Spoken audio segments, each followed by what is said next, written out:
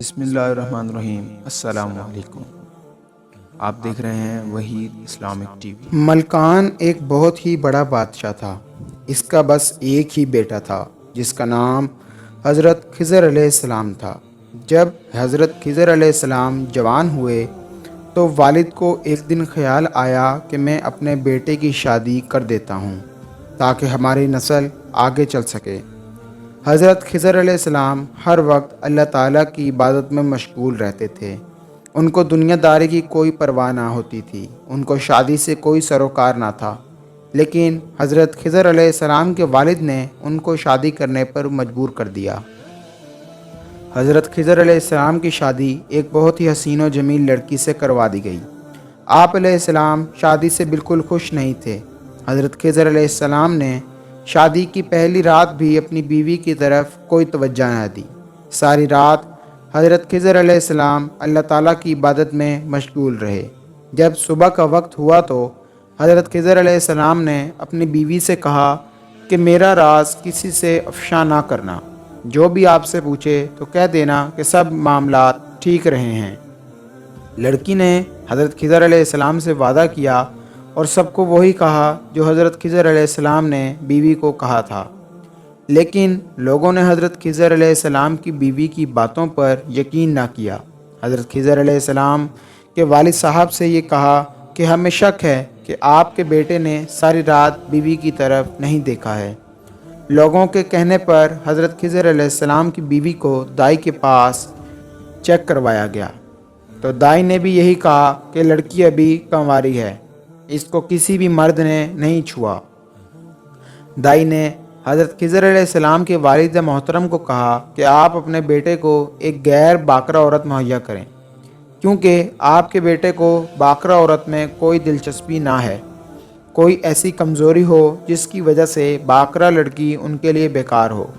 چنانچہ حضرت خضر علیہ السلام کے والد نے آپ علیہ السلام کی شادی ایک غیر باکرہ عورت سے کروا دی اور پہلے والی بیوی کو طلاق دلوا دی۔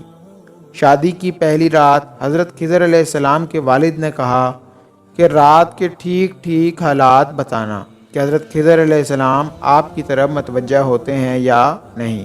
چنانچہ جب رات ہوئی تو حضرت خضر علیہ السلام نے پہلی بیوی کی طرح اس عورت پر بھی کوئی توجہ نہ دی۔ آپ علیہ السلام ساری رات اللہ تعالیٰ کی عبادت میں مشغول رہے۔ جب صبح ہوئی تو رات کے بارے میں اس سے دریافت کیا گیا تو اس عورت نے کہا یہ لڑکا مرد نہیں ہے۔ حضرت خضر علیہ السلام کے والد کو جب یہ پتہ چلا تو حضرت خضر علیہ السلام کو سزا دینے کا فیصلہ کر لیا۔ حضرت خضر علیہ السلام کے والد نے آپ علیہ السلام کو ایک کمرے میں بند کر دیا۔ اس کمرے کے دروازے کو چونے، گار اور اینٹ پتھر سے بند کروا دیا، حتیٰ کہ 2 دن تک آپ علیہ السلام اسی کمرے میں بند رہے۔ 2 دن کے بعد آپ علیہ السلام کے والد گرامی کے دل میں بیٹے کی محبت جاگ اٹھی۔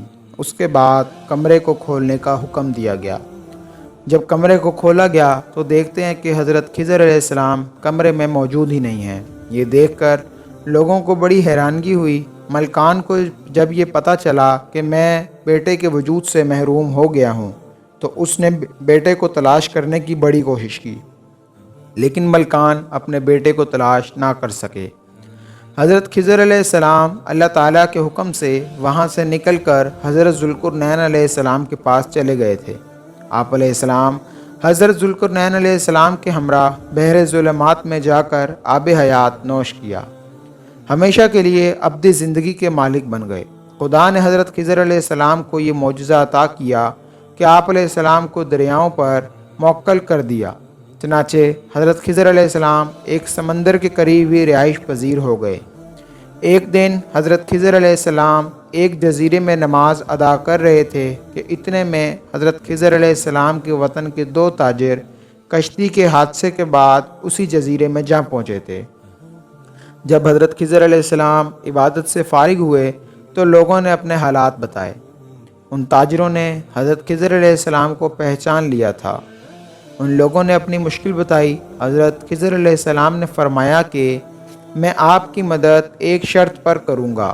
وہ شرط یہ ہے کہ اپنے ملک میں جا کر کسی سے بھی میرا ذکر نہیں کرو گے۔ ان لوگوں نے یقین دلایا کہ ہم کسی سے بھی آپ علیہ السلام کا ذکر نہیں کریں گے۔ حضرت خضر علیہ السلام نے سمندر کی لہروں کو حکم جاری کیا کہ ان لوگوں کو فلاں ساحل پر پہنچا دو۔ سمندر کی لہریں ان لوگوں کو ساحل پر پہنچا دیا۔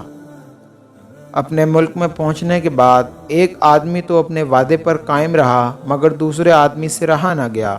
وہ آدمی حضرت خضر علیہ السلام کے والد ملکان کے پاس گیا۔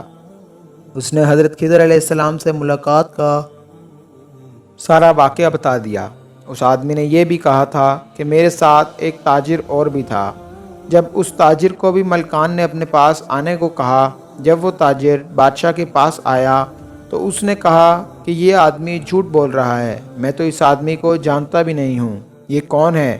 اس آدمی نے کہا کہ بادشاہ سلامت، یہ آدمی جھوٹ بول رہا ہے، اس کو ابھی قید کر لیں اور میرے ساتھ اپنے کچھ ساتھی اس جزیرے پر بھیج دیجئے، ساری حقیقت سامنے آ جائے گی۔ چنانچہ بادشاہ نے اس تاجر کے ساتھ اپنے کچھ آدمی جزیرے کی طرف بھیج دیے، مگر جب مالکان کے آدمی وہاں گئے، انہوں نے حضرت خضر علیہ السلام کو بہت تلاش کیا، لیکن بادشاہ کے آدمی ناکام لوٹ آئے۔ انہوں نے واپس آ کر سارا واقعہ بیان کر دیا۔ بادشاہ نے پہلے آدمی کو رہا کر دیا اور دوسرے کو پکڑ کر قید کر لیا۔ اتفاقاً اس شہر میں کوئی بڑی تباہی آ گئی، کیونکہ وہاں کے لوگ بڑے گناہ گار تھے۔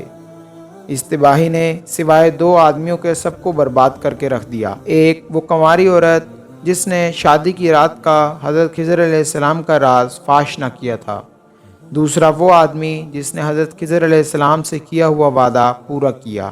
جب یہ دونوں آپس میں ملے تو انہوں نے ایک دوسرے سے بات چیت کی۔ دونوں نے ایک دوسرے کو بتایا کہ ہم نے حضرت خضر علیہ السلام کا راز فاش نہیں کیا۔